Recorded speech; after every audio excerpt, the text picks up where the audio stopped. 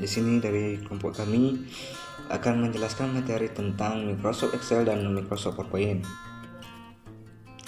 Di sini pertama-tama kami akan menjelaskan tentang Microsoft Excel. Microsoft Excel merupakan program aplikasi spreadsheet atau lembar kerja elektronik. Fungsi dari Microsoft Excel adalah untuk melakukan operasi perhitungan serta dapat mempresentasikan data ke dalam tabel. Langkah-langkah untuk memulai Microsoft Excel yaitu yang pertama, aktifkan komputer terlebih dahulu. Setelah itu yang kedua, klik tombol Start pada taskbar. Yang ketiga, pilih menu All Program, lalu pilih Microsoft Office dan klik Microsoft Excel 2007. Unsur-unsur utama layar Microsoft Excel. Yang pertama, judul. Judul menampilkan judul program dan dokumen aktif atau nama file dari lembar kerja yang aktif. Yang kedua, Office button. Berisi barisan perintah untuk pengoperasian program yang standar, misalnya membuat dokumen baru atau membuka dokumen lama, mencetak dan mempublish dokumen. Yang ketiga, akses cepat. Akses cepat merupakan sarana yang disediakan Microsoft Excel untuk mempercepat akses untuk berkomunikasi dengannya, misal menyimpan atau mencetak dan lain-lain. Yang keempat, toolbar. Merupakan deretan tool atau gambar-gambar yang mewakili perintah dan berfungsi mempermudah dan mengefisiensikan pengoperasian program. Yang kelima, help. Help ini termasuk membantu memberikan jawaban saat kita menginputkan pertanyaan. Yang keenam, terdapat lembar kerja. Baris ini berisikan informasi halaman kerja atau section atau insertion, poin dan tombol pengendali. Dan yang ketujuh, terdapat sel. Sel merupakan yang pertama nomor baris, yang kedua nomor kolom, nama rank, fungsi, penggolongan vertikal dan horizontal untuk memudahkan membaca dokumen dengan menggolong layar vertikal dan horizontal. Setelah itu ada kolom heading. Kolom heading berisi petunjuk kolom pada lembar kerja sheet yang aktif. Jumlah kolom yang tersedia terdapat 256 kolom. Dan juga terdapat sel. Sel penggabungan antara baris dan kolom pada lembar sheet. Dan yang terakhir dapat rank. Rank penggabungan antara sel atau beberapa lembar sel pada lembar sheet. Dan juga terdapat menginputkan data dalam sel. Langkah-langkahnya yaitu yang pertama, pilih atau klik sel tempat data yang akan dimasukkan. Yang kedua, ketikkan data yang akan dimasukkan. Yang ketiga, tekan enter untuk mengakhirinya. Yang keempat, untuk mengedit data yang sudah diketik pada sel, tekan F2 atau double klik pada sel yang diedit. Dan selanjutnya yaitu menformat kolom dan baris. Merubah ukuran kolom. Letakkan pointer di pembatas kolom yang ingin dirubah ukurannya, lalu drag semua dengan ukuran yang diinginkan. Yaitu ada juga merubah ukuran kolom lebih dari satu kolom. Jika ingin merubah ukuran kolom lebih dari satu kolom, maka blok kolom yang ingin dirubah, lalu menggunakan mouse atau tombol keyboard. Setelah itu merubah ukuran baris. Letakkan pointer di pembatas baris yang ingin dirubah ukurannya, lalu drag dengan ukuran yang diinginkan. Yaitu cara memformat sel.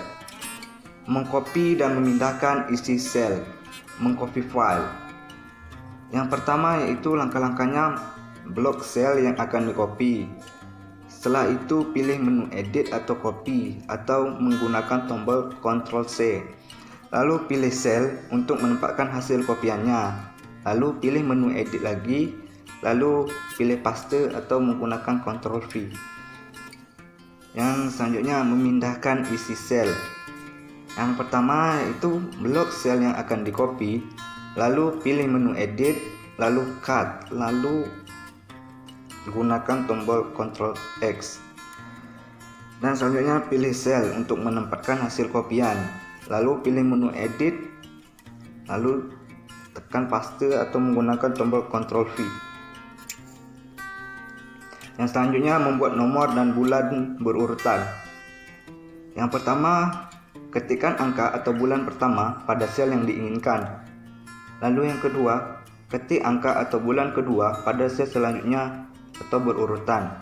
Yang ketiga, blok kedua sel tersebut secara berurutan.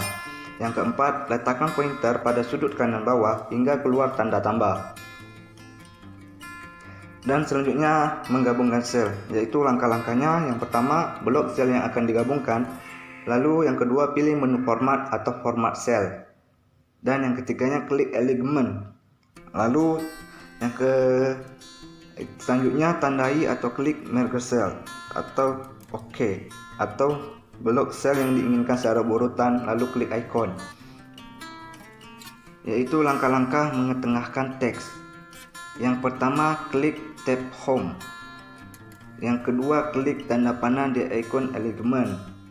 Lalu yang ketiga, pada horizontal pilih center, dan pada vertikal juga sama, pilih center juga.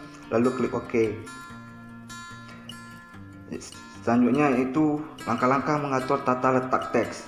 Yang pertama, klik sel di mana terdapat teks yang ingin diatur tata letak teksnya. Yang kedua, klik alignment. Yang ketiga, pada orientation aturlah tata letak dan derajat kemiringan teks. Lalu klik OK. Selanjutnya adalah langkah-langkah membuat garis tabel. Yang pertama, blok seluruh garis yang ingin diberi garis tabel. Yang kedua, klik tab alignment. Dan yang ketiga, klik tab border. Yang keempat, pilih garis tabel yang ingin dimasukkan, lalu klik OK. Dan selanjutnya, langkah-langkah membuat simbol mata uang. Yang pertama, blok semua angka yang diberi simbol mata uang. Yang kedua, klik alignment, lalu pilih number, lalu klik counting. Dan selanjutnya pilih mata uang di simbol, lalu isikan angka 0 pada DE, lalu klik OK. Dan selanjutnya yaitu langkah-langkah membuat nama satuan pada penulisan angka. Yang pertama, blok semua sel yang berisi angka. Dan yang kedua, klik ikon panah pada toolbar alignment. Dan yang ketiga, klik number atau custom. Dan yang keempat, pada tipe tuliskan unit atau untuk satuan unit, lalu klik OK.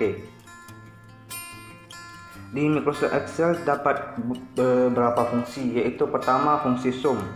Fungsi sum digunakan untuk melakukan perhitungan sekumpulan data pada suatu range. Dan yang selanjutnya terdapat fungsi produk. Di sini fungsi produk digunakan untuk melakukan perkalian pada sekumpulan data pada suatu range. Dan selanjutnya fungsi max. Fungsi max digunakan untuk mencari nilai tertinggi pada sekumpulan data pada suatu range. Dan fungsi min. Fungsi min digunakan untuk mencari nilai terendah dari sekumpulan data pada suatu range. Selanjutnya fungsi count. Fungsi count digunakan untuk menghitung jumlah data dari suatu range yang dipilih. Fungsi round. Fungsi round di sini digunakan untuk membulatkan bilangan ke digit tertentu. Dan selanjutnya terdapat fungsi sqrt.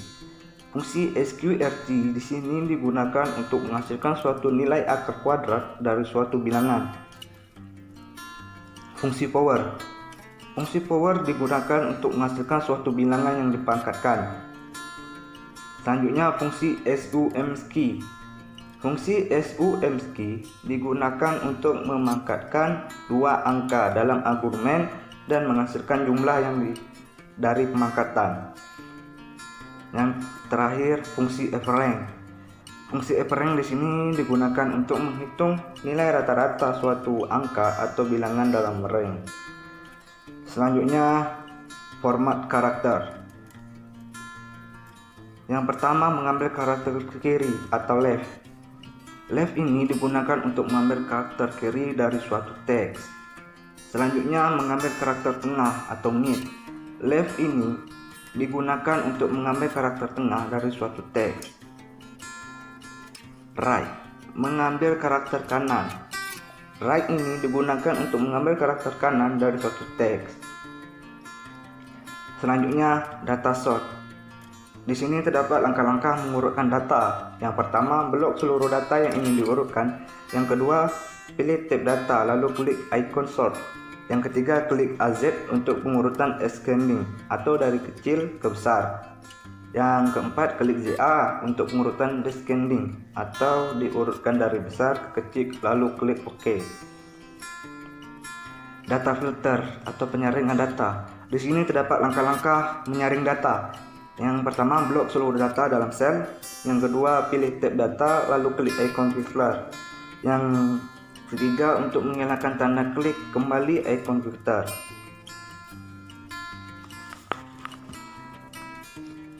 Baiklah, yang kedua kami akan menjelaskan tentang Microsoft PowerPoint.